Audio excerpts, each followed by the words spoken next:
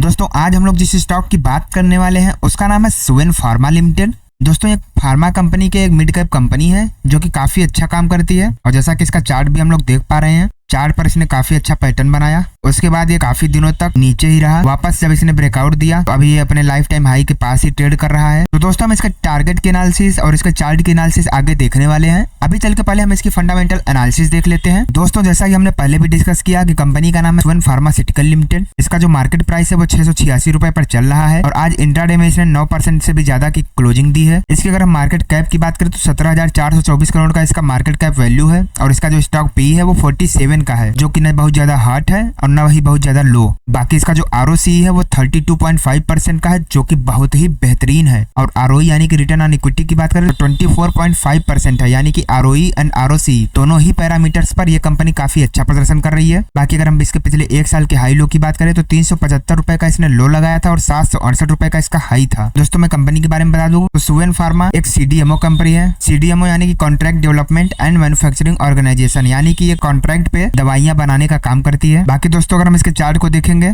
तो इसका चार्ट जैसा कि देख पा रहे हैं, स्टार्टिंग में एक अच्छी तेजी के बाद ये कुछ दिनों तक एक रेंज में ही रहा, फिर थोड़ा डाउन भी हुआ और वापस से अभी अपने लाइफ टाइम हाई के करीब ट्रेड करने लगा है। इस कंपनी के अगर हम प्रॉज एंड कॉन्स की बात करें तो कंपनी ने अपना डेप्ट काफी ज्यादा कम किया है और अब ये कंपनी ऑलमोस्ट डेप्ट फ्री हो चुकी है। कंपनी का पिछले 3 सालों का आरओई 29.1% से भी ज्यादा है। इसका जो डिविडेंड पे आउट है ये भी 26.4% से भी ज्यादा है। कंपनी अच्छा डिविडेंड भी पे करती है और इसका जो डेप्टर डेज है वो इम्प्रूव होकर 44 दिन से 30 दिन पर आ चुका है। बाकी अगर हम इसके कॉन्स की बात करें तो कॉन्स में ये है कि कंपनी जो है वो 9.2 टाइम्स बुक वैल्यू पर अभी ट्रेड कर रहा है, थोड़ा सा ओवर वैल्यू है। बाकी दोस्तों अगर हम इसके पेयर कंपैरिजन की बात करें तो कंपनी जैसा कि मैंने बताया पहले ही कि ये कंपनी दवाइयां बनाने का काम करती है, जिसमें आपके सन फार्मा हुआ, सिप्ला हुआ, doctor Reddy, Zydus life sciences, Mankind pharma, lupin, Alkem lab जैसी और भी बहुत ही बेहतरीन कंपनियां इसी सेक्टर में काम करती हैं। सुवेन फार्मा के अगर हम क्वार्टरली रिजल्ट्स की बात करें तो इसका जो सेल्स ग्रोथ है वो दिसंबर 2020 में 275 करोड़ का था, दिसंबर 2021 में 392 करोड़, दिसंबर 2022 में 354 करोड़ और दिसंबर 2023 में 220 करोड़ का रहा। नेट प्रॉफिट की बात करें तो जहां दिसंबर 2020 में 114 करोड़ का था, दिसंबर 2021 में 160 करोड़,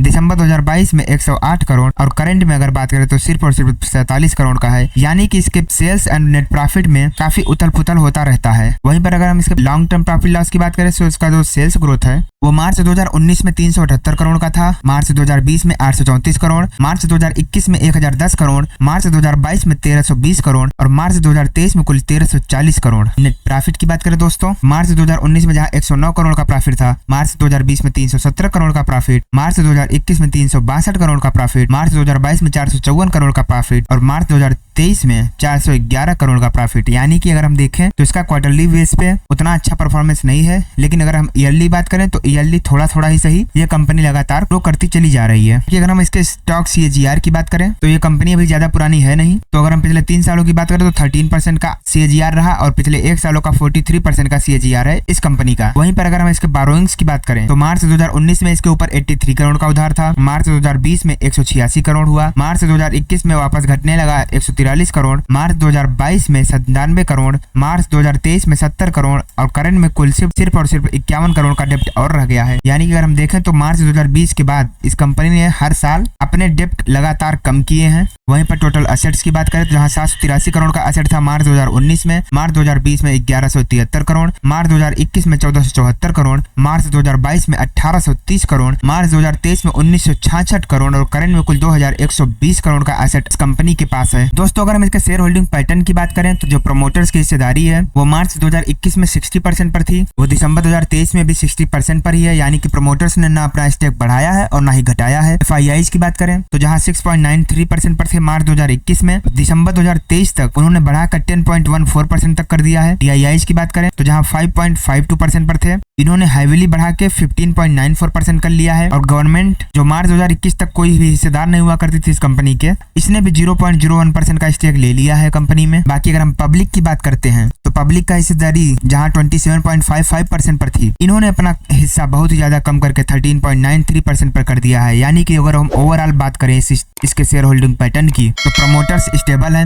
एफआईआई अपना होल्डिंग बढ़ा रहे हैं, डीआईआई बहुत तेजी से बढ़ा रहे हैं, गवर्नमेंट भी अपना हिस्सा बढ़ा रही है और अगर कोई निकल रहा है तो वो सिर्फ और सिर्फ पब्लिक, जो कि इस शेयर के लिए बहुत ही अच्छी बात है, क्योंकि किसी भी कंपनी से अगर कोई पब्लिक यानी रिटेल वाले अगर उसमें से निकलते हैं या फिर अपनी होल्डिंग कम करते हैं या फिर उनकी संख्या बहुत ही कम होती है, तो वो कंपनी एक अच्छे इन्वेस्टर के हाथ में होती है। और जैसा कि इसमें हम लोग देख पा रहे हैं FII DII काफी तेजी से इसमें बढ़ा रहे हैं और प्रमोटर्स अपना स्टेबल किए हैं, तो अगर कोई बेच रहा है तो वो सिर्फ और सिर्फ पब्लिक है। बाकी अगर हम इस स्टॉक के फोरेंसिक एनालिसिस करते हैं तो आपका डिप्रिसिएशन इफेक्ट भी काफी अच्छा है, ROE भी लगातार बढ़ता जा रहा है, कैपेक्स वर्सेस ROC बहुत ही बेहतरीन है, कंपनी के ऊपर कुछ खास लॉयबिलिटीज नहीं है, वर्किंग कैपिटल भी इसका अंडर कंट्रोल है, कंपनी के प्रमोटर्स ने कोई भी शेयर प्लेज नहीं किया है, रिटेल की होल्डिंग कम हो रही है जो कि किसी भी शेयर के लिए अच्छी बात है, डेप्ट जो है कंपनी ने ऑलमोस्ट पे ही कर दिया है, रेवेन्यू इसका है ही, प्रमोटर्स की हिस्सेदारी जो है वो भी पिछले 90 दिन में स्टेबल ही रही है, और जो शेयर प्राइस नहीं बढ़ा है तो अब समय है शेयर प्राइस के बढ़ने का। तो अब क्या सोच रहे हो दोस्तों, अब मेरे कहने का मतलब तो समझ ही गए होंगे। बाकी हम इसके रेवेन्यू की बात करें तो इसका जो प्रोडक्ट है वो CDMO यानी कि कॉन्ट्रैक्ट मैन्युफैक्चरिंग में 40% का इसका बिजनेस है, स्पेशलिटी केमिकल्स में 38%, 21.9% है इसका contract technical services and formulations में। और हम लोकेशन वाइज बात करें तो यूरोप से इसका 83.7% का बिजनेस आता है, यानी कि ये कंपनी टोटली देखा जाए तो मोस्टली एक्सपोर्ट करती है, क्योंकि उसके बाद USA की बात करें तो वहां से भी 4.4% का इसका बिजनेस आता है, एंड अदर्स में 8.5%, जिसमें कि आपका इंडिया भी इसी के अंदर ही शामिल है। तो देखा जाए तो ये कंपनी मोस्टली यूरोप में ही अपना कारोबार करती है। दोस्तों एक बार वापस हम इसके चार्ट देख लेते हैं, तो जैसा कि आप देख पा रहे हैं कंपनी लगातार अच्छी रैली के बाद एक कंसोलिडेशन दिया और इसने इस रेंज का भी अभी हाल ही में ब्रेकआउट किया और अब ये इस रेंज से बाहर निकलने को बेताब है। तो जैसे ही ये 740-50 के ऊपर निकलता है तो ये स्टॉक एक और अपना लाइफ टाइम हाई दिखाने को तैयार हो जाएगा। बाकी दोस्तों इस स्टॉक में भर भर कर खरीदारी हो रही है, जैसा कि आप देख पा रहे हैं लंबे लंबे वॉल्यूम स्पाइक्स भी बढ़ते जा रहे हैं। तो मेरा इशारा आप खुद ही समझ गए होंगे। बाकी मुझे फंडामेंटली कंपनी ठीक ठाक लगी, चार्ट भी इसका बहुत अच्छा बनता नजर आ रहा है। तो अगर आप इसमें कोई भी इन्वेस्टमेंट करना चाहते हैं तो एक बार खुद से भी एनालिसिस जरूर कर लीजिएगा। बाकी वीडियो अगर पसंद आई हो दोस्तों तो वीडियो को लाइक एंड चैनल को सब्सक्राइब जरूर कर लीजिएगा।